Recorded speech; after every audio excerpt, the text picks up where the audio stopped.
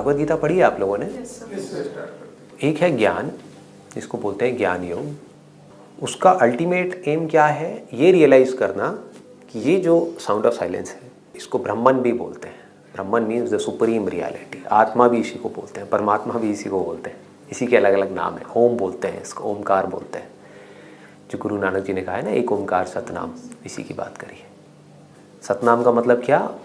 वो जो सत्य है। अभी मैंने बोला संदीप, क्या ये सत्य है? आज है कल नहीं है। ये नाम जिस तरफ इशारा कर रहा है, वो बॉडी भी और ये नाम भी। संदीप नाम पैदा हुआ और मर गया। नाम मतलब आवाज। आवाज पैदा हुई और मर गई। ये आवाज जिसकी बात कर रही थी, वो भी पैदा हुआ और मर गया। ये आवाज ना तो पैदा हुई है ना कभी मरती है। आपने पैदा करी क्या इसको? आपके होने से पहले भी ये थी, आज से हजारों साल पहले भी थी, आज भी है और हमेशा रहेगी। इसलिए इसको सतनाम बोलते हैं। अब क्या हुआ, आप लोगों ने एक जंप मार दी। जंप मतलब क्या? कि जहां पर पता नहीं कब पहुंचना था, वहां पर अभी पहुंच गए। अब एक जंप और मारनी है। वो जंप क्या है? कि ये क्या है और मैं क्या हूं। आप समझ गए? उस दिन आपकी रियल स्पिरिचुअलिटी की शुरुआत हो जाएगी। ये तो आपने रियलाइज कर लिया, बट आपके लिए क्या है? एक साउंड ही तो है। आप कहोगे जो भी है रियलिटी है, ये है वो है, आपके लिए होगी, मेरे को क्या फर्क पड़ता है ना?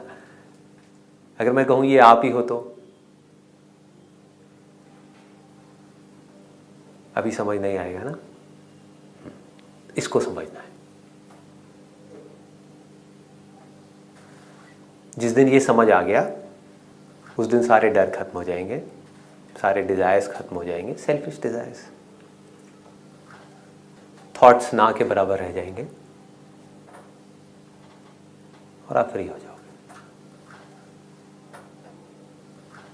इसको जितना आप गहराई से समझोगे, थ्रू भगवद गीता, वेद, उपनिषद, सूफी जो लोग हैं उनकी बातें सुन सुन करके, पढ़ के, ऐसी बहुत सारे ट्रेडिशंस हैं। तो अगर आपको ये समझ आ जाए बारीकी से कि ये क्या है, मैं क्या हूँ, ये दुनिया क्या है, बॉडी क्या है, माइंड क्या है, भगवान क्या है, ये सारी गुत्थियाँ सुलझ जाए, तो आप समझ जाओ आप बन गए ज्ञान योगी। अब आपको ज्ञान हो गया, इसको आत्मज्ञान बोलते हैं। Then you are liberated. ये एक रास्ता है, लेकिन ये हर एक के लिए नहीं है। ये उसके लिए है जिसका इंटेलेक्ट बहुत शार्प हो। इंटेलेक्ट का मतलब हम समझते हैं बुद्धि, माइंड बहुत शार्प हो। तो माइंड शार्प कैसे होगा? अगर अभी आप एक स्टूडेंट हो तो पहले लाइफ में कुछ करो, तभी तो माइंड शार्प होगा। अगर आप कुछ कर ही नहीं पा रहे अपनी लाइफ में, तो आपका माइंड एक जगह पे टिकेगा कैसे? आपका ध्यान बार बार कहाँ जाएगा? पैसे की तरफ जाएगा, करियर की तरफ जाएगा, जॉब की तरफ जाएगा, और चीज़ों की तरफ जाएगा। लेकिन लाइफ में एक बार आप सेट हो जाते हो, जिसके लिए अगेन बहुत समझदारी चाहिए। अगर आप बिजनेस भी करते हो, बिजनेस में कामयाब होने के लिए क्या चाहिए? पैसा। ये गलतफहमी है। बहुत लोग हैं जिनके पास बहुत पैसा है और सब लुटा देते हैं बिजनेस में। बिजनेस करने के लिए पैसा नहीं चाहिए। मैंने भी 12,000 रुपये से अपनी करियर की शुरुआत करी थी। समझदारी चाहिए, समझ चाहिए। जो काम आप कर रहे हो उसकी समझ अगर वो है, तो आप बिजनेस में सक्सेसफुल हो सकते हो। अब अगर आप समझदारी से बिजनेस में सक्सेसफुल हो सकते हो, तो अगर आप वहाँ पे जाकर के अटको नहीं, जो पैसा आया उससे चिपको नहीं, तो आप समझदारी से ये भी जान सकते हो कि मैं कौन हूँ। इसको बोलते हैं ज्ञान योग। तो ये एक रास्ता है। दूसरा रास्ता क्या है? भक्ति योग। भक्ति क्या कहती है? कि भाई भक्ति करो। अब प्रॉब्लम ये है, भक्ति किसकी करें? मूर्ति की करें, इसकी करें, उसकी करें। अब लोगों के अंदर वो भाव तो रहा नहीं।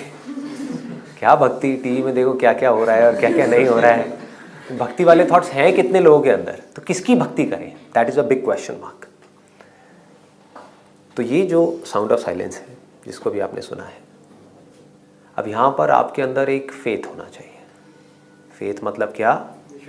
विश्वास होना चाहिए कि अगर आपको, इसीलिए गुरु का एक बहुत बड़ा रोल बताया गया है हमारे हिंदू ट्रेडिशंस में। बट अब प्रॉब्लम क्या हो गई है, जो गुरु हैं वही गुरु घंटाल बन गए हैं। ये गुरु ही फंसा रहे हैं। गुरु का रोल क्या था? कि वो आपको यहाँ तक ले जा सके।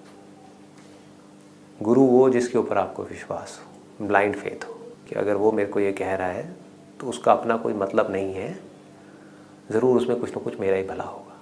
तो आपके लिए भक्ति का जो रास्ता है वो खुल जाता है। वो क्या कहता है कि मेरे लिए ये जो साउंड ऑफ साइलेंस है यही भगवान है, जो मंदिर में भी है, मस्जिद में भी है, दुनिया की हर मूर्तियों में है, हर इंसान में है, हर जानवर में है, और इसके प्रूफ आप सब हो, लाखों लोग हैं। तो इसकी आप चाहे तो भक्ति कर सकते हो।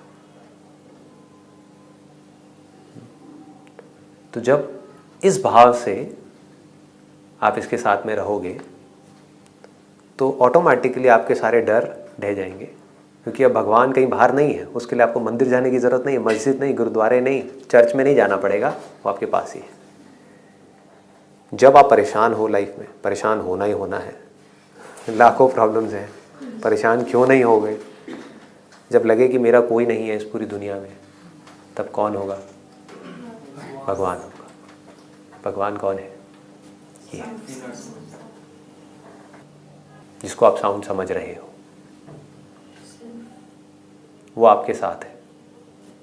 10 साल बाद भी रहेगी, 20 साल बाद भी रहेगी, 50 साल बाद भी रहेगी। जब तक आप रहोगे तब तक रहेगी। इस बॉडी के छूट जाने के बाद भी रहेगी। अब ये बात अभी समझ नहीं आई। ये बॉडी छूट जाएगी तो यहाँ पे ऑटोमेटिकली सब कुछ छूट जाएगा? ये नहीं छूटेगी।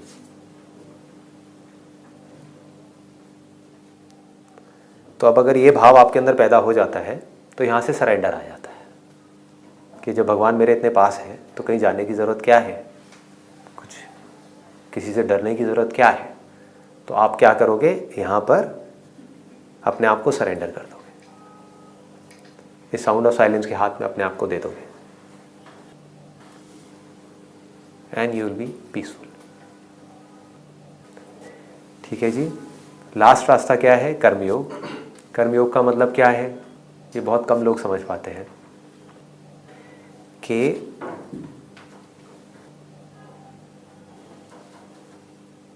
आप जो भी काम कर रहे हो किसी ना किसी मोटिव की वजह से ही कर रहे हो, नहीं तो करोगे ही क्यों? ठीक है ना, कोई ना कोई डिजायर होता है।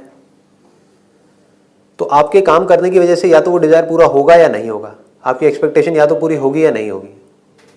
हो जाए तब भी और नहीं हो तब भी भगवान के हाथ पे छोड़ दो। काम अपना प्रॉपर तरीके से करो, इसको बोलते हैं कर्मयोग। इतना सिंपल है। भगवान कौन? ये रहा, हमारे पास ही है, कहीं दूर नहीं है। इसके लिए पहाड़ों पे जाने की ज़रूरत नहीं है, मेडिटेशन करने की ज़रूरत नहीं है। ये बड़ी गलत फहमी है जो लोगों ने, कुछ जो अपने ये है ना ऑर्गेनाइजेशंस हैं, उन्होंने अपने फ़ायदे के लिए ऐसी ऐसी चीज़ें फैला दी हैं कि भगवान को पाने के लिए आपको पता नहीं क्या क्या करना पड़ेगा। आप कुछ भी कर लो, आना फाइनली यहीं पड़ेगा। अभी आओ, हजारों सालों बाद आओ, वो आपके ऊपर है कब आते हो, आना यहीं पड़ेगा। इसके बिना मन शांत नहीं होगा। तो अब अगर अपने जो भी आपको मिला या नहीं मिला, सब मेहनत करने के बाद भी वो अगर आपने इसको सरेंडर कर दिया, आपने बोला भाई तेरा था, तुझी को दिया, खत्म, तो आप टेंशन फ्री हो गए। नहीं किया तो क्या होगा? रोते रहो, रोते रहो। कुछ मिल भी गया तो वो जाने का डर बना ही रहेगा, उसने जाना ही जाना है। नहीं मिला तो रोओगे रोओगे, मिल गया तो और की चाह पैदा हो जाएगी, फिर उसको पाने के लिए पागलों की तरह भागते रहोगे, फिर वो मिले ना मिले उसकी भी कोई गारंटी नहीं है। तो हर तरफ दुखी दुख होगा। इतना सिंपल है। This is called spirituality. अगर ये चीज़ हमको समझ आ जाए तो धीरे धीरे हमारा जो मन है वो शांत हो जाता है।